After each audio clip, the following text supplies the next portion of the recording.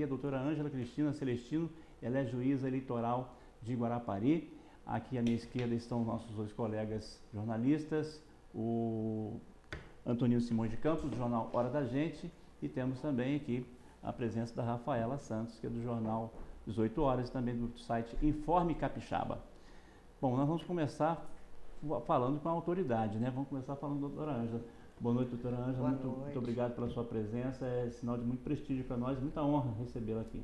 Eu que agradeço a oportunidade, até porque esse momento é muito precioso para a população de Guarapari, para mim como juiz eleitoral, que é a oportunidade que nós temos de esclarecer, tirar dúvidas, informar, para que possamos ter um pleito no próximo dia 5, cheio de sucesso, mas cheio de verdade, e que as expectativas do eleitor brasileiro sejam consolidadas, para que Guarapari melhore, para que nosso estado progrida e que nossa nação alce voos bem mais altos. Muito bem, vamos conversar agora, conversamos com a mulher, né? Vamos dar a palavra aqui para a Rafaela, suas considerações iniciais, Rafaela. É um prazer estar aqui novamente com você no Sala de Imprensa, Fabiano, com nosso amigo Antonino aqui, nosso jornalista. E um prazer imenso estar aqui novamente conversando com a juíza eleitoral, né, doutora Ângela. Muito obrigada pela sua presença hoje. E é sempre muito importante a gente falar sobre o período eleitoral, né, Fabiano? Infelizmente, ainda nós temos pessoas que não sabem o que fazer durante esse dia, não sabem em quem votar, o que fazer quando não se tem o seu título de eleitor. E é o que a gente vai tentar esclarecer e ajudar essas pessoas na noite de hoje com a presença da doutora Ângela. Antonino Simões de Campos. Bom, boa noite a todos, aos telespectadores da Sudeste, né?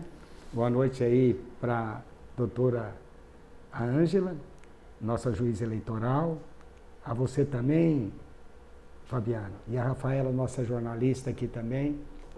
Hoje vai ser um dia muito especial para as eleições que estão para acontecer agora no próximo domingo, e nada como uma pessoa igual a doutora Ângela, que é a nossa juíza eleitoral, para prestar o esclarecimento a toda a população, o que deve e o que não deve ser feito se vai haver boca de urna, como é que vai ser o posicionamento da justiça eleitoral, como vai ser o comportamento também dessa fiscalização.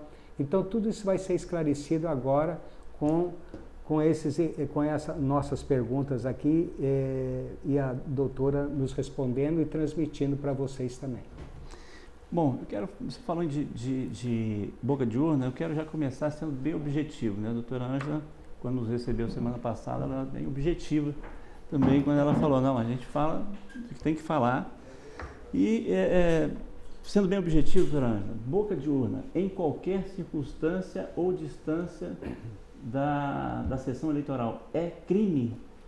Olha, se você estiver no dia da eleição, 100 metros, 50 metros, 200 metros, 1 quilômetro, aonde você estiver fazendo boca de urna, você será preso em flagrante pela polícia, recolhido até o DPJ. Nós já temos uma sala lá especial para recolher eleitores que insistam na prática desse crime. Você será autuado, já sairá de lá intimado para uma audiência, porque já vai estar instaurado um procedimento criminal em seu desfavor. A penalidade, além da lei prever pena de detenção, se você for primário, essa pena será transformada numa prestação de serviço à comunidade ou numa pena pecuniária. A nossa predileção... Pecuniária é pagar. Pagar, né? Que é algo que no Brasil acaba tendo um grande reflexo, né? Dizem que o brasileiro não gosta que mexa no bolso dele. Então, o promotor eleitoral, Dr. Otávio Gazi, nós sentamos, criamos uma estratégia, nós vamos combater com bastante veemência a boca de urna. E queremos deixar claro que o que nós pretendemos é que não haja nenhum atropelo no dia 5 de outubro. Que as eleições, as sessões estarão abertas para o voto 8 horas em ponto, horário de Brasília. E se encerrarão às 17 horas, às 5 horas, também horário de Brasília. Se as filas estiverem cheias, todas as pessoas receberão a senha E ainda que tenham 30, 40, 50, 100 pessoas na fila às 17 horas, todas elas terão a oportunidade de votar, porque às 17 horas em ponto, o presidente da sessão, junto com o fiscal, vai até a fila, distribui as senhas e todas aquelas pessoas terão a oportunidade de votar. Então, o que a gente deseja é que o último eleitor que vote, que nós possamos orgulhosamente dizer: não tivemos pessoas tentando cometer crimes em Guarapari, mas também, este é o nosso sonho, mas também não duvide que fizemos diversas reuniões com as polícias, vamos receber um reforço bastante significativo de policiais em Guarapari, conseguimos mais de 150 policiais que virão reforçar o efetivo já existente, criamos uma estratégia com a Polícia Civil e certamente vamos estar atentos. E todos que tentarem fazer boca de urna, que nós encontrarmos, que nós detectarmos, responderão um procedimento criminal. Então, cuidado aqueles que já respondem a processo na justiça. Não serão considerados mais primários. Então, terão maiores dificuldades para se livrar da penalidade. E dessa vez também nós vamos criar uma estratégia, ver se alcançamos o candidato. Então, quem for pego com boca de urna, com santinhos de determinado candidato, este, segundo o promotor, doutor Otávio Gazi, ele irá pinçar também esse candidato, dependendo do número de santinhos que estiverem sendo recebidos, esse candidato também receberá uma intimação e será aberto um procedimento em face dele. Porque a gente acredita que é uma infantilidade do candidato acreditar que distribuindo santinho no dia da eleição ele vai ter voto. Até porque a gente acredita também que o eleitor que se deixa influenciar pela distribuição de santinho no dia da eleição não está fazendo o seu papel de cidadão. Porque como é que você vai para uma sessão eleitoral sem saber em quem você vai votar e se deixar influenciar por pessoas ao longo do caminho que você vai percorrer que vão lhe entregar santinhos. Eu acho que essa não é a forma mais responsável de demonstrar a sua cidadania e o seu civismo. Agora tem um dado importante, hein, doutora? Por exemplo, dados estatísticos, né, que é através da pesquisa de opinião. Hoje, 30% da população, dos entrevistados, né, eles não sabem quem vão votar para governador. E aí aumenta muito mais ainda quando é escolha para deputados estaduais e federais, e para senador a margem chega a 60%. Alguma coisa está errada nesse processo, porque a gente prima por uma democracia, por uma votação transparente, séria, para ele poder escolher os bons candidatos. O que a senhora poderia, por exemplo, analisar dentro desse contexto, essa diferença enorme, essa quantidade de indecisos? Olha, num primeiro momento, agora com a palavra a cidadã brasileira, eu acredito que é o descrédito. Não no funcionamento da máquina eleitoral, até porque eu acho que o brasileiro hoje tem consciência de que o sistema da urna eletrônica é um sistema muito seguro. Eu posso dizer porque eu estou lidando diretamente com esse sistema. Mas eu acho que a descrença no homem. É o homem desacreditando no homem. Então, enquanto cidadã, enquanto eleitora, eu acredito que esse número de indecisos, o primeiro problema é esse, é o descrédito. O povo brasileiro está desacreditado em razão desse imenso volume de notícias de corrupção, de desvio de dinheiro. Então, não sobra dinheiro para educação, não sobra dinheiro para saúde, para segurança. Um outro fator que eu acho é uma questão cultural do Brasil. Nós brasileiros crescemos ouvindo dizer: vamos votar no padrinho do meu amigo, no irmão do meu cunhado, quando na verdade nós temos que nos desagarrar dessa cultura milenar, né? No caso nosso aqui, centenária, né? Do Brasil, centenária, nos desagarrarmos dessa cultura e entender que nós não podemos votar em alguém porque se alguém nos é simpático, porque se alguém vai fazer um favor para mim, ou porque se alguém vai beneficiar a mim ou alguém da minha família. Nós temos que parar de pensar pequeno, nós temos que pensar maior. Então eu acho que esse número de indecisos, o primeiro fator é a descrença. Nós vimos o povo, a grande massa, ir para as ruas em maio e junho de 2013 e gritar. E ali a gente descobriu até um público que a gente não sabia que estava tão antenado. Nós vimos ali um grande número de jovens. E para vocês perceberem que foi uma novidade para o Brasil saber que os jovens pensavam e que não estavam se conformando com aquela situação, que se vocês observarem, o grande grito de guerra naquela ocasião do jovem foi: vem para a rua. Vocês perceberam que o grande grito do sistema eleitoral esse ano foi: vem para a urna? Foi exatamente uma forma de plagiar aquele grito de guerra do jovem, porque se descobriu que o jovem falou alto, o jovem gritou. Quando eles foram para a rua, a grande maioria, não estou me referindo àqueles vândalos que foram para saquear a loja nem quebrar vitrine de banco. Eu estou falando daquela grande massa de jovens que foi para a rua para dizer: democraticamente. Nós queremos educação, nós queremos investimento em saúde. Saúde, nós queremos segurança. Transporte. Né? Nós queremos transporte digno, nós queremos condições e oportunidades de emprego, queremos chances idênticas. Né? Então, aquele grito ali deixou para mim, pelo menos, uma impressão de que nós estamos nos aproximando das mudanças culturais no Brasil. Agora... Eu sou otimista. Então, eu acho que esses indecisos hoje talvez seja um dado mais positivo do que negativo. Agora, eu não acredito que esses indecisos vão se influenciar, voltando à pergunta do nosso presidente de mesa aqui, se a boca de urna vai resolver. Não, a boca de urna não vai resolver, porque o que eu acredito é que hoje esse grande índice de indecisos se dá exatamente, talvez, a uma preocupação maior que se tem em quem eu vou votar.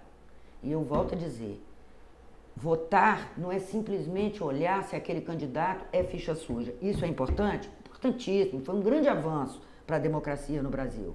Mas eu acho que vai muito antes disso. Eu tenho dado palestra em escolas e eu tenho dito: procure saber se quem você vai votar foi um bom filho. E se ele se tornou um bom pai, um bom marido, se ele é um bom vizinho, se ele é um bom profissional. Eu acho que escolher alguém para me representar, seja na Assembleia Legislativa do meu estado, seja sentado na cadeira de governador do meu estado, seja no Congresso Nacional, na formação das duas casas, a Câmara Federal e o Senado, e principalmente para sentar na cadeira de presidente, eu tenho que saber que filho foi ele, que pai ou que mãe também foi, que tipo de marido ou de esposa, que tipo de vizinho. Às vezes nós temos também... que olhar a conduta familiar e social para depois analisar a conduta política. Sim. Mas às vezes, doutora, o eleitor, essa contestação, às vezes também está no sistema, por exemplo, ficha suja. Quando ele é determinado, sai na mídia, a imprensa, que aquela pessoa é ficha suja. A gente não vai citar nomes aqui, mas a gente vê e automaticamente ele fica participando da política. Isso aí cria uma descrença do eleitor. Você diria que isso induz o eleitor? Induziria ele a... Eu diria que isso é falta de informação. Não, eu digo assim, porque, por exemplo, a ficha suja, ele foi determinado como ficha suja e ele consegue, através dos meandros da lei, ele consegue colocar o nome dele em evidência e votar na disputa. Não é assim que funciona. Não. Eu ouso discordar do senhor. Mas é o que passa na... Mas mais uma vez eu fiz a intervenção para dizer, é questão de informação. O que foi, o que levou, qual é a base da política da ficha suja, da proibição? Nós vivemos num país democrata. A primeira regra da democracia que nós temos é uma regra de grande alcance, que ela é uma regra inerente à democracia, que é o princípio constitucional, que eu até prefiro não chamar de princípio, porque eu acho que princípio é algo menor, eu prefiro chamar de garantia constitucional, porque a garantia é muito, ela se sobrepõe aos princípios da inocência. Não existe democracia se ela não estiver fundada, alicerçada no princípio da inocência.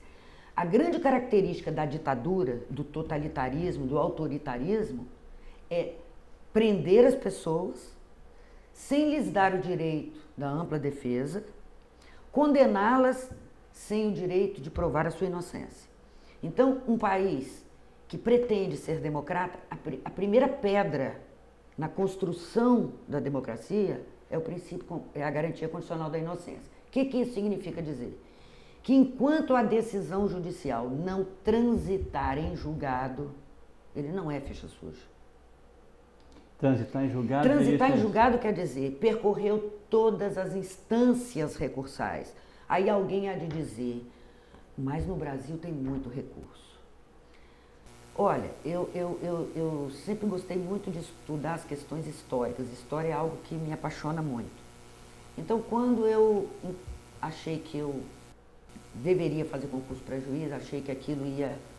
que eu acreditei que eu tinha vocação para aquilo, eu advoguei 16 anos, depois eu fiz concurso para funcionário do judiciário, passei, concursada, assumi, depois resolvi estudar para ser juíza. E na ocasião eu me lembro que a primeira coisa que eu quis fazer foi estudar o histórico das constituições brasileiras. Eu comecei lá em 1824, que foi a primeira tentativa de Dom Pedro a fazer uma constituição que ele chamava de democrática, mas ele queria instituir o quarto poder, que era ele que ia mandar, que era o poder moderador, que ele ia mandar no executivo, legislativo e judiciário. Ainda, apesar de ter sido um grande arremedo de democracia, mas foi uma construção inicial, né, do processo constitucional do país. Bom, na época eu fui obrigada e me vi tentada a estudar as outras constituições de outros países, né, e o que eu descobri? Eu descobri que eu, muitas vezes, despreparadamente, engrossava as vozes daqueles que diziam: o problema do judiciário brasileiro é a quantidade de recursos. O Brasil, todo mundo pode recorrer de tudo. Hoje eu já não falo mais isso, porque eu descobri que recurso também é a segunda pedrinha fundamental da democracia. Países totalitários, não existe atividade recursal. Você se submete à vontade de um único julgador. Ele julga por mão de ferro. E aquilo se torna a lei para você. No Brasil nós temos um sistema. Eu julgo enquanto juíza singular, monocrática, única, aqui em Guarapari. A parte insatisfeita com aquele meu entendimento que eu esbocei ali, aquela lei que eu apliquei na subsunção com os fatos e com as provas, a parte tem o direito de ir para o grau superior, direito a ir para o tribunal. Lá é submetido o recurso dele a um colegiado de 3 desembargadores. Homens muito mais sábios do que eu e com maior experiência do que a minha. Mas ainda assim, são falíveis, são humanos, podem errar. Aí a lei permite que você submeta muitas vezes aquela questão, dependendo da matéria, ao pleno, que são a 25 homens, da mesma experiência, do mesmo gabarito intelectual daqueles 3, mas são 25, dependendo da matéria. Se a matéria não comportar a ida para o pleno, porque nem todas as matérias vão para o pleno, você vai direto para o STJ. O STJ, que é o Superior Tribunal de Justiça, é formado de quantos julgadores? De 33. Homens com maior experiência que os desembargadores no nosso egrégio tribunal, com expressões jurídicas de caráter e de natureza nacional, são homens, são grandes juristas que atuam nas grandes universidades. Então vejam bem, quando chega no Supremo, quando a questão é constitucional e vai ao Supremo, chega no Supremo, são os 11 ministros do Supremo. Hoje, poucas questões só vão para o Supremo, que é formado de 11 julgadores, de 11 ministros, aquelas questões que suscitam, que demandam uma análise constitucional. Então, hoje, 90% das questões se estabilizam no STJ, através da análise de 33 homens. Ali se consolida a chamada coisa julgada. Ou seja, ou eles modificam a minha decisão, pode acontecer de eu dar uma decisão, o tribunal aqui mudar a minha decisão e o STJ resgatar a minha decisão. Mas aí, olha o desdobramento da beleza da atividade recursal. E aí está a questão do ficha suja. Ele só é considerado ficha suja, então hoje, na verdade, o que a mídia faz, que me desculpe o profissionalismo, que eu sei que não é o caso de vocês, mas a mídia desavisada, a grande mídia divulga, fulano e beltrano são fichas sujas. Mas sem ter conhecimento de que aquela pessoa ainda não é um ficha suja perante a lei, porque as decisões que foram dadas em desfavor dele ainda não foram analisadas em todos os graus recursais. Aí alguém há de dizer, precisamos então afunilar a atividade recursal. Cuidado com esse discurso. Bom, afunilar a atividade recursal significa regredir na democracia. Nós estamos tendo uma aula aqui jurídica aqui, hein? Sensacional, eu diria, sensacional. A gente vai ter que interromper a fala da doutora Ângela, vamos fazer o nosso primeiro intervalo, até passando um pouquinho, mas valeu muito a pena. Eu só fiquei chateado porque a Rafaela não falou. Tentei falar e não consegui. Nesse primeiro bloco não deu, mas no foi bom, porque eu ganhei uma aula muito boa aqui. Sensacional, sensacional. A gente vai para o intervalo, daqui a pouco a gente volta com Sala de Imprensa, que hoje recebemos aqui a presença da doutora Ângela Cristina Celestino, juiz eleitoral de Guarapari. Daqui a pouco a gente volta, até já. Já estamos de volta com Sala de Imprensa de hoje, 30 de setembro de 2014. Nós estamos ao vivo. Você pode deixar o seu recado, você pode deixar a sua participação na nossa página no Facebook. Você entra lá no Facebook e procura a TV Sudeste, a página da TV Sudeste, e interage com a gente. Pode deixar o seu recado, o seu entendimento, a sua pergunta, a sua dúvida, porque hoje nós estamos recebendo aqui prazerosamente a presença da doutora Ângela Cristina Celestino, que está nos brindando com uma aula de direito, especialmente na questão eleitoral. E a gente abre agora esse bloco, passando aqui a palavra para a Rafaela, que ela ficou quietinha no primeiro bloco, né? Rafaela, sua colocação para a doutora Ângela. Sim, doutora Ângela. No início, a senhora falou a respeito da questão da boca de urna, mas a gente sabe que nem todo mundo sabe o que é boca de urna, né? O que ela está fazendo, o que é errado. Isso a senhora deve ter visto já em algumas eleições, pessoas que são detidas, apreendidas, mas não sabem mesmo o que é que elas estavam fazendo de errado. A senhora poderia esclarecer para a gente o que é considerado boca de urna? Olha, Rafaela, inclusive você tocou num assunto bastante interessante. Da eleição municipal, ficaram uns processos para mim. O juiz que me antecedeu saiu e ficaram vários processos criminais em andamento de pessoas que foram pegas na eleição municipal fazendo boca de urna. E o que me deixa preocupada, mas ao mesmo tempo com um grau maior de responsabilidade, é perceber que as pessoas do interior que foram pegas em flagrante fazendo boca de urna sentam na minha presença e eu falo: a senhora estava lá naquele local com aqueles santinhos entregando, a senhora não podia ter feito isso. Ah, mas eu precisava tanto daquele dinheiro e eu não sabia que isso era crime. Eu acredito, pouco dinheiro, né? Os candidatos aí pagam 40, 50 reais. E o que é boca de urna? Ainda que você não esteja com... Se você estiver com papel na mão, com santinhos, no dia da eleição, com plásticos, com bottoms, com merendinha, com balinha, com bombonzinho, isso é crime. Por que é crime? Porque votar é algo, é o maior exercício, é o maior grito que nós brasileiros podemos dar. Foi bonita aquela manifestação de maio e junho de 2013 dos jovens na rua? Foi. Mas agora é a hora do grito de verdade. E se você se deixa influenciar por alguém e recebe um santinho na rua, recebe uma balinha, recebe um bombom e vai votar naquele candidato, se eu fosse você, pensava duas vezes, porque aquele candidato não merece seu voto. Porque é um candidato que está tentando te corromper com mínima coisa. Porque corrupção, gente, não é só quem está lá em cima no governo, roubando dinheiro da educação, não. Corrupção é furar fila. Corrupção é pular roleta. Corrupção é se vender, como também é comprar. Então, boca de urna é qualquer manifestação que você vai fazer no dia da eleição para tentar convencer alguém no meio da rua, interceptar pessoas que estão passando, para mudar a escolha delas, ou tentar persuadi-las a votar em fulano, porque fulano você está dando um santinho, você está dando uma camisa, está dando um boné, qualquer coisa que você ofereça, isso é crime. E outra coisa, comece a pensar que nós temos que ser livres. O voto é o exercício de liberdade. Nós não podemos nos submeter aos currais, e isso é um curral. Quando o candidato contrata 10, 15, 20, 50 pessoas, que dependendo do poder econômico dele, ele contrata até 500 pessoas. Se preocupe com esse candidato, tá? Porque quem está gastando muito dinheiro na campanha vai querer de volta depois. E vai buscar cofre público. Vai buscar nos acordos, nos acertos, nas propinas.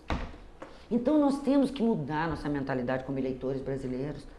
Nós temos que procurar saber em quem nós estamos votando, como aquele candidato está se comportando durante esse período que ele pode fazer propaganda.